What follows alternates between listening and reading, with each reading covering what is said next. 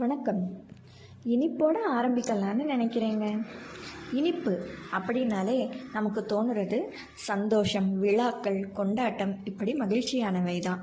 இருந்தாலும் சிலருக்கு இனிப்புன்னாலே வேண்டாம்ப்பா எனக்கு ஆகாது, நான் இனிப்பு சாப்பிடவே கூடாது அப்படின்னு பயப்படுற மக்களும் இருக்காங்க இல்லையா? சரி, நம்ம இயற்கை வாழ்வியல், அக்குபஞ்சர் வாழ்வியல் படி இனிப்பு அப்படிங்கிறது என்னன்னு பார்ப்போம். மரம், செடி, கொடிகளில் காய்ச்சி இயற்கையாக சூரிய ஒளியால் சமைக்கப்பட்டு கனியாகிய பழங்களிலோட இனிப்பு சுவைதான் நம்ம உடம்புக்கு தேவையான இனிப்பு. நம்ம தினசரி உணவு முறையில் இந்த பழங்களை சேர்த்துக்கலாம். அந்தந்த பருவத்திற்குரிய சீசனல் ஃப்ரூட்ஸ், அந்தந்த நிலப்பரப்புக்குரிய பழங்கள் சாப்பிட்றதே ரொம்ப சிறப்பு.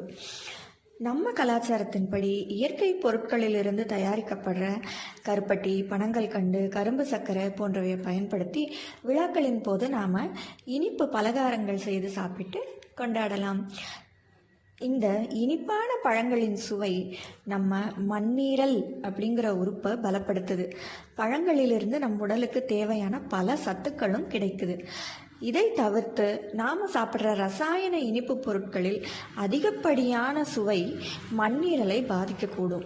அதோட அவற்றில் நம்ம உடலுக்கு பயன்படும் சத்துக்களும் இல்லை. நல்ல இனிப்பான பழங்களை சாப்பிடுங்க, இனிமையாக வாழ்ந்திடுங்க. மீண்டும்